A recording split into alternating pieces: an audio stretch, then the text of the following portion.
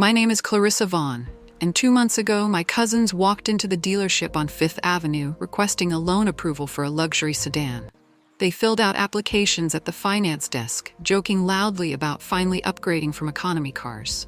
The manager brought their paperwork to my office for final review.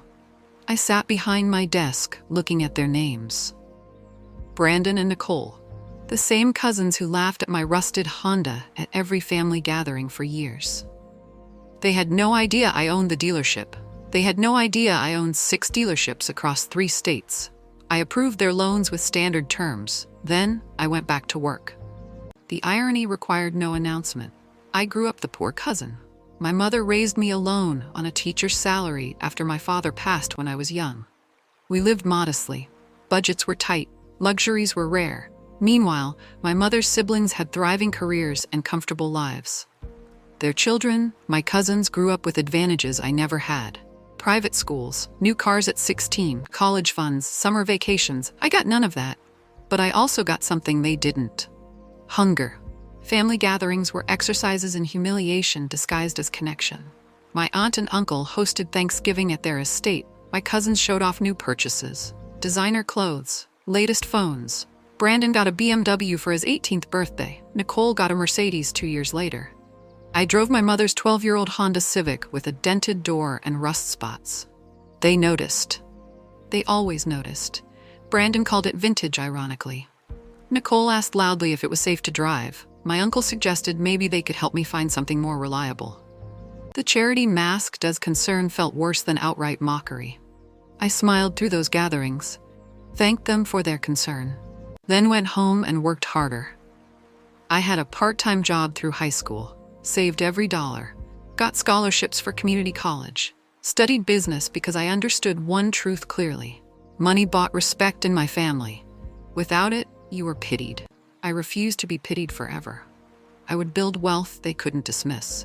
It just required patience and strategy.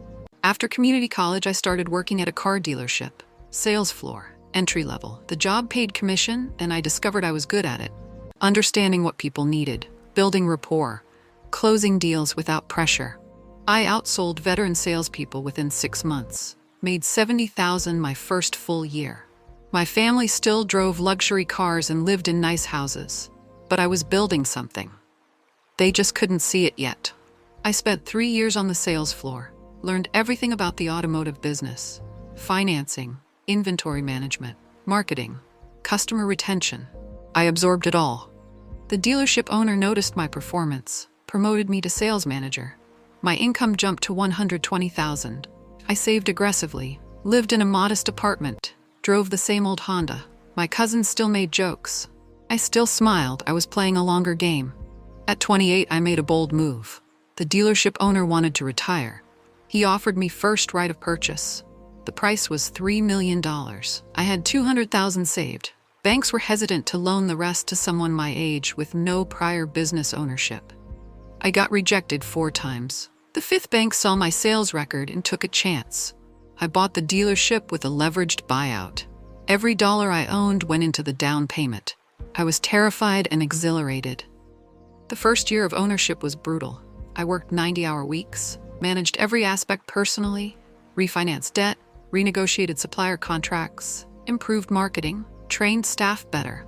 Revenue increased 18% year 1. I paid myself minimally and reinvested everything.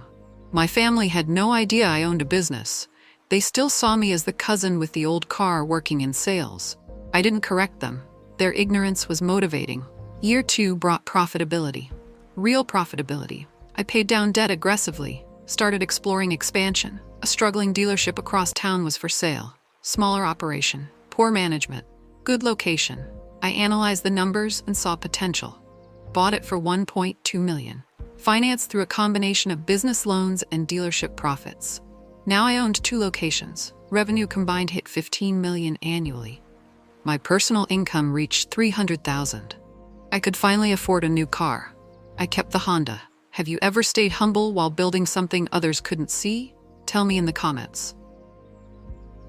Years 3 and 4 were about optimization. I implemented systems across both dealerships, standardized training, improved customer experience, Built relationships with manufacturers for better allocation. Both locations thrived. I identified 2 more acquisition targets, dealerships in nearby cities with solid foundations but poor execution. Bought both. Now I owned 4 locations. Combined revenue approached 40 million. My personal wealth was substantial but quiet. I lived modestly, drove carefully, invested wisely, built an empire in silence. Don't forget to subscribe to this channel. Turn on bell notification to stay updated for more revenge stories. My family still gathered for holidays. I still attended, still drove the Honda. Now 20 years old with 200,000 miles. An antique truly. Brandon and Nicole still made comments. Still drove their least luxury cars. Still lived in homes their parents helped them afford. They worked corporate jobs, made decent salaries, lived conventionally comfortable lives. They had no idea their cousin was worth 8 figures. The gap between their perception and my reality was enormous and hilarious. Year 5 brought my biggest acquisition, a luxury dealership in the heart of downtown. Premium brands, high-end clientele. The owner was retiring and the business was available for $7 million. I paid cash, no financing, just wrote the check.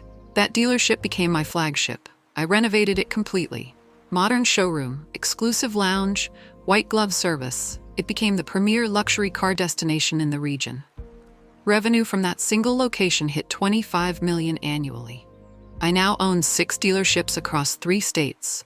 Combined revenue exceeded 80 million. My personal net worth was approaching 30 million. I employed 200 people. I sat on manufacturer advisory boards. I was recognized in automotive industry circles as a rising leader. But at family gatherings, I was still just Clarissa with the old car. The cognitive dissonance was perfect. They couldn't reconcile the cousin they pitied with someone successful. So they just kept pitying me. Then Brandon and Nicole walked into my flagship dealership. I was in my office reviewing quarterly reports when my general manager knocked. He had 2 loan applications needing final approval. Standard process. I review anything over 50,000. I looked at the names and nearly laughed. My cousins. Applying for financing on vehicles they clearly couldn't afford outright. Trying to project wealth through car payments. The irony was exquisite. I read their applications thoroughly. Brandon wanted a sedan priced at 70,000. His income was 90,000 annually. Manageable debt-to-income ratio. Nicole wanted an SUV priced at 85,000. Her income was 105,000. Also manageable. Both had decent credit. Both would qualify under our standard terms. I could have denied them, made them grovel, revealed myself dramatically, but that felt cheap. Instead, I approved both loans with standard interest rates and terms, signed my name, sent the paperwork back down. They bought their cars without ever knowing I owned the dealership, drove off in luxury vehicles financed through my company, paying me monthly for the privilege. The satisfaction was quiet but profound. They thought they were achieving something. Really, they were paying interest to the cousin they mocked. The cousin whose old car they ridiculed. The cousin they assumed would never amount to anything. Poetic justice required no announcement. I still attend family gatherings, still drive the Honda. Now it's 22 years old. A running joke. Brandon asks when I'll finally upgrade. Nicole offers to help me find something affordable. My aunt suggests maybe I should look into financing options. I smile and say, maybe someday. They have no idea I could buy all their cars with cash and not notice the expense. They have no idea their car payments go to me. They have no idea I'm worth 40 times their combined net worth. The gap between perception and reality has never been wider. Sometimes I consider telling them, showing up in a luxury car, mentioning casually that I own dealerships, watching their faces process the information. But that would ruin the purity of it. Right now they live in a reality where they're superior and I'm struggling. That delusion costs them nothing but pride. Meanwhile, I collect their loan payments and build wealth they can't fathom. The revenge is structural, built into the financial system they're participating in without understanding. My mother knows everything. She's proud but worried I work too much. She asks when I'll settle down, find balance, enjoy the success. I tell her I am enjoying it. Building something from nothing brings satisfaction no purchase ever could. She understands. She built a life from nothing too. Different circumstances, same determination. She still drives an old car herself. Some habits you keep by choice, not necessity. The dealerships continue growing. I'm planning acquisitions in 2 new states, building a regional automotive empire. Revenue will cross 100 million next year. My personal wealth is generational now. My future children will never experience what I experienced. They'll never be the poor cousin. They'll never drive cars people mock. Unless they choose to. Choice is the luxury I'm building. The freedom to live however you want, regardless of others' opinions. Brandon and Nicole will make their car payments for the next 6 years. 63 monthly installments each. They'll complain about the cost, probably. Joke about being car poor. Never realize they're paying their cousin. The cousin they dismissed. The cousin whose old Honda represented failure in their minds. That Honda now represents something different to me. A reminder that appearances deceive. That quiet wealth beats loud consumption. That the best revenge is building something so substantial that mockery becomes irrelevant. I might buy a new car eventually. Something subtle, maybe I won't. The Honda runs fine, it gets me where I need to go. And every time I park it at family gatherings, I remember why I built this empire. Not to impress them, not to prove them wrong, to prove to myself that I could. That their laughter was just noise. That wealth isn't about what you drive, it's about what you own. And I own the dealerships they can't afford to shop at without financing. Quiet wealth. Loud irony. Satisfying revenge served in monthly installments. Thanks for watching. Don't forget to subscribe to this channel to watch more revenge and inspiring stories that will make you excited, like this one. Where are you watching from?